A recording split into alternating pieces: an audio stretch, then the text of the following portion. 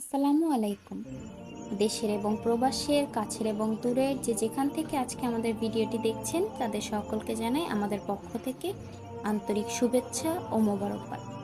আশা করি আল্লাহর অশেষ রহমতে সকলে ভালো আছেন। প্রিয় সুধী, আজকে আমরা কথা বলবো দেশের একজন জনপ্রিয় ইসলামিক স্কলার মিজানুর রহমান আজহারী সম্পর্কে। মিজানুর রহমান আজহারী জন্ম 1990 সালের 26 জানুয়ারি। তিনি একাধারে একজন ইসলামী বক্তা, ধর্মপ্রচারক ও লেখক। তিনি ওয়াজ মাহফিলের মাধ্যমে বাংলাদেশের জনপ্রিয়তা অর্জন করেছেন।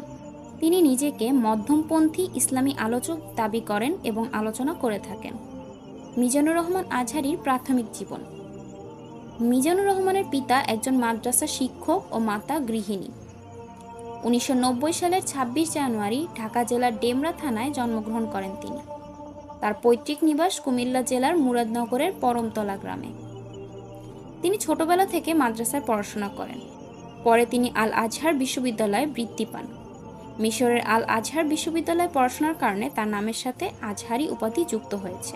মিজানুর রহমান 2014 সালের 29 জানুয়ারি বৈবাহিক সম্পর্কে আবদ্ধ হন। তার দুটি কন্যা সন্তানও রয়েছে। শিক্ষা জীবন। আজহারী দারুন নাজাত সিদ্দিকিয়া কামিল মাদ্রাসা থেকে যথাক্রমে 2004 সালে দাখিল এবং 2006 সালে আলিম পাশ করেন। তিনি উভয় পরীক্ষাতেই বাংলাদেশ মাদ্রাসা শিক্ষা বোর্ডে মেধা তালিকায় শীর্ষস্থান অধিকার করেন। শুধু তাই নয়, 2007 সালে ইসলামী ফাউন্ডেশন কর্তৃক আয়োজিত মিশরীয় সরকারের স্কলারশিপ পরীক্ষায় প্রথম স্থান অধিকার করেন। মাশাআল্লাহ। পরবর্তীকালে তিনি মিশরের আল আজহার বিশ্ববিদ্যালয়ে তাফসির ও কুরআন ভিত্তিক বিজ্ঞান বিভাগে পড়াশোনা করেন। সেখান থেকে গ্র্যাজুয়েশন শেষ করে মালয়েশিয়ার আন্তর্জাতিক ইসলামী বিশ্ববিদ্যালয় থেকে এমফিল ও পিএইচডি ডিগ্রি অর্জন করেন। তার এমফিলের গবেষণার বিষয় ছিল human embryology in the holy Quran, অর্থাৎ পবিত্র কুরআনে মানব ভ্রূণবিদ্যা। তারপর একই বিশ্ববিদ্যালয়ে পিএইচডি প্রার্থী হিসেবে মনোনীত হন তিনি human behavioural characteristics in the holy Quran and analytical study, অর্থাৎ পবিত্র কুরআন ও বিশ্লেষণী গবেষণায় মানব আচরণগত বৈশিষ্ট্যের উপর 2021 সালের ডিসেম্বরের শেষের দিকে ভাইবার মাধ্যমে সফলভাবে পিএইচডি গবেষণা সম্পন্ন করেন। তার কর্মজীবন। আজহারী 2010 সালে ইসলামী গজল ও কিরাত দিয়ে তার কর্মজীবন শুরু করেন। পরে তিনি এটিএন বাংলা টিভির একটা ইসলামী অনুষ্ঠানে যোগদান করেন।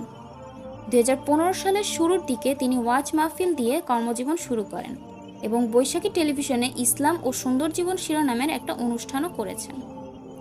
জনপ্রিয়তা। ইসলাম ধর্মের অনুশাসন মেনে চলেও নিজেকে সমসাময়িকভাবে উপস্থাপন করা এবং কুরআন ও হাদিস বিষয়ক সহজ সাবলীল ও গবেষণাধর্মী আলোচনার কারণে অল্প সময়ে তিনি বাংলাদেশের মুসলিম, বিশেষত মুসলিম তরুণ সম্প্রদায়ের কাছে জনপ্রিয়তা অর্জন করেছেন। তার মাহফিলে প্রায়শই তার মাধ্যমে বিভিন্ন ভিন্ন ধর্মাবলম্বী ইসলাম ধর্মে ধর্মান্তরিত হন।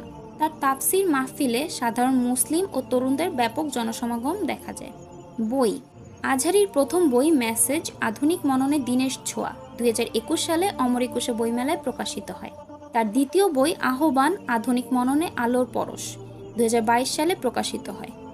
তার লেখা তৃতীয় বই রিফ্লেকশন ফ্রম সূরা ইউসুফ প্রকাশিত হয় এবং সর্বশেষ তার চতুর্থ বই প্রকাশিত হয় জেগে ওঠো আবার।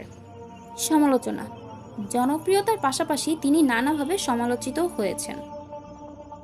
2020 সালের জানুয়ারি মাসে 12 জন ভারতীয় হিন্দু অবৈধ ভিসায় বাংলাদেশে এসে তার হাতে ধর্মান্তরিত হয়ে মুসলিম হলে তিনি গণমাধ্যমে সমালোচিত হন। দেশবিরোধী বক্তব্যের অভিযোগ এনে বিভিন্ন স্থানে তার মাহফিল এক ও একাধিকবার নিষিদ্ধ হয়েছে।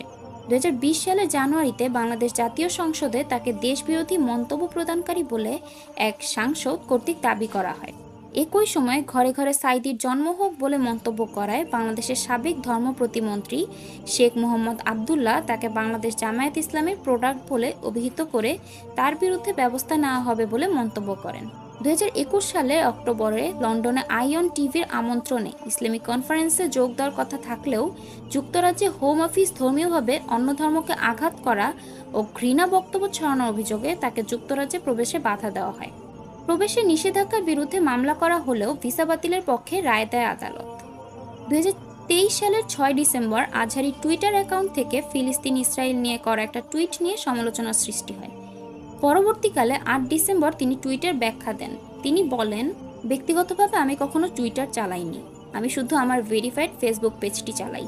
কয়েকদিন আগে অন্য এক ব্যক্তিকে আমার টুইটার ভেরিফাইড করার দায়িত্ব দেওয়া হলে ওই ব্যক্তি এসব টুইট করে।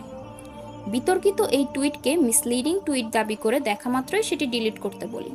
আজহারির সম্মাননা। ইসলামিক ফাউন্ডেশন বাংলাদেশ আল আজহার বৃত্তি প্রথম স্থান 2007 এবং আল আজহার বিশ্ববিদ্যালয় বৃত্তি পূর্ণ স্নাতক বৃত্তি 2008। প্রিয় দর্শক, আজকের ভিডিওটি এ পর্যন্তই।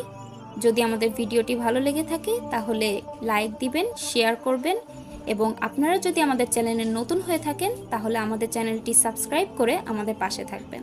ধন্যবাদ।